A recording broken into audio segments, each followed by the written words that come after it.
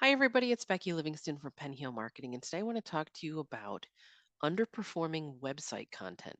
So, I was doing an SEO update for a HubSpot topic for a client recently, and I identified a lot of content of his that's old. And I said to him, I'm not going to connect to that content for a few reasons. And I gave him the reasons. But what came out of this was he said, we had an SEO audit done last year, and why wasn't this identified? Well, I don't know. I didn't do his SEO audit last year. But what I want to show you today is how you can identify your underperforming content on your website to help you identify what you should either update and make more relevant, archive and get it off your site, or possibly add in a 301 redirect. I have a blog article about this as well, and I'll put that at the end of the video. What I want to show you today is how you find this information in your Google Analytics. It's not the easiest thing in the world, especially if you're using GA4.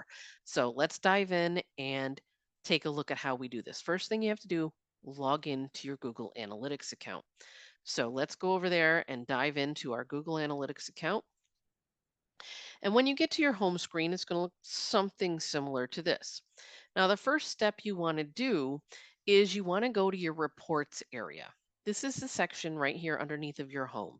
You want to go to reports, and under your life cycle area, you want to look at engagement and pages per screen, pages and screens. You want to look at this. Now, you probably already have a default report in here. Now, some of the elements that I'm going to ask you to look at, you may not have in this report. So we may want to customize this report. And to do so, there's some elements I want you to add. And to do that, you're going to click on metrics.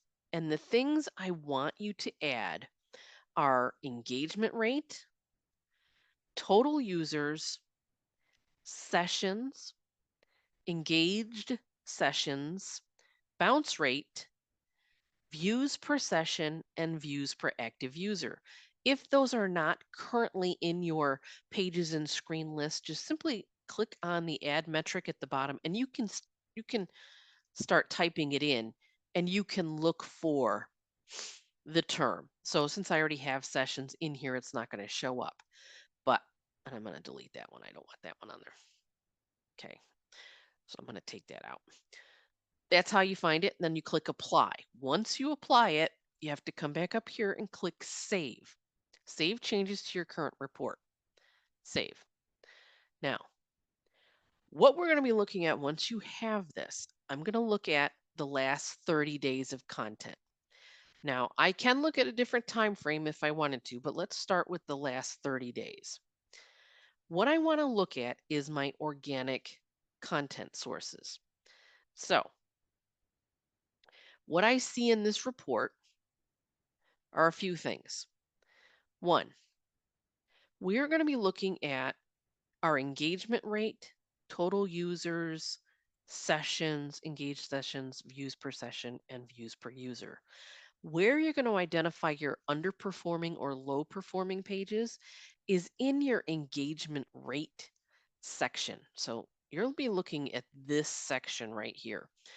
And you can download this report as well. When you have an engagement rate that's low, you can see some of mine is pretty high. I've got 80s and 90s, 75s, but I do have a 45 hanging out here. I also have a 44.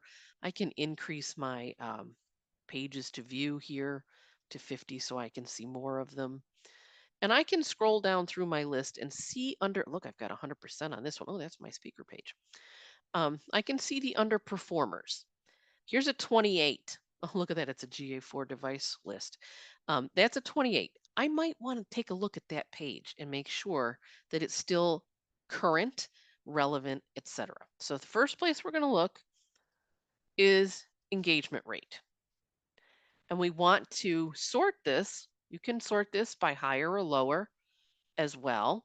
Let me clear that drawing thing. You can click this little arrow and it will highlight the numbers highest to lowest. You can see my highest there, but I don't want to see the highest ones. I want to see the lowest ones. So I've got a bunch in here that have a 0. These are plugins, the ones that say WP in front of them. The other ones, I would look at pages and say, how can I get rid of these things? Because they're not effective. And I've got a couple of other ones right here. I'm going to be looking at those to see if they are still current and things I should save. The next thing I want to look at is low total users per session. So I have this one here, total users, it's right here, and I also have sessions. So I'm going to be looking at those for the same kind of thing. Low sessions means they visit the page once or twice or 5 times. We set the session number. What does that mean? And then users is how many people are looking at that content. Are there a lot of people or are there a few people? So we can see just from my analytics that I have one user, one session. That means one person found it, popped in, popped back out. The same person did not come back because then I would have two sessions, one user.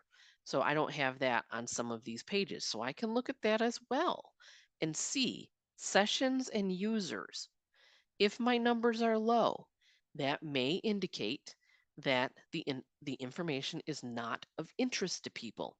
So take a look at those numbers. And then the next one, which is always a big deal, is bounce rate. Bounce rate is a confusing little metric. A lot of people think it means they bounce around your site. That's not true. What it means is people come in and they leave from the same page. They do not wander around your site. So when I'm looking at that and I can see that these are hovering on 100% or getting close to it, that means these people came in and left from the same page, which is the same story my users and sessions are telling me.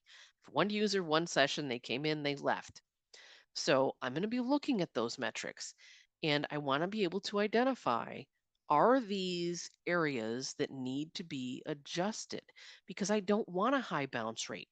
A high bounce rate means my pages are not relevant to my visitors. They are not moving around. Either I'm not directing them to other places or they're not feeling like they should be going to another page on the website.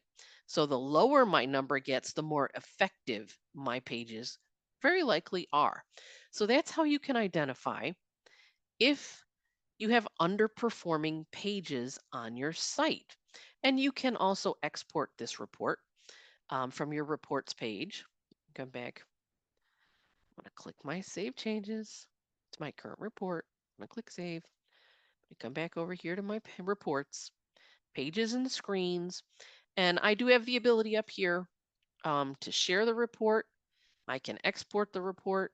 So you can share this, you can email it, you can schedule this on a regular basis if this is something that you want to look at over a period. Maybe it's a month or a quarterly or at least semi-annual basis. You can also download the file and it will give you what you can download it as a CSV, a Google Sheet, a PDF. I would suggest using a CSV and here's why. Because once you have the CSV file, you can upload it into an AI tool like a ChatGPT or a Gemini or a Copilot, something like that, and ask it to analyze the data and tell you about those specific numbers that we just looked at. And it will give you the answer and tell you what pages you should be looking at and how you should be identifying underperformers and what you should do with them. So, link also remember to link on the blog article to look at some more details about this. And I hope this helps you to identify underperforming content and clean up your website, which you should do since it's spring and it's a great spring cleaning activity to do and help increase your website ranking. If you have any questions, remember to give us a call or drop a note into our Contact Us page. Thanks and have a great day.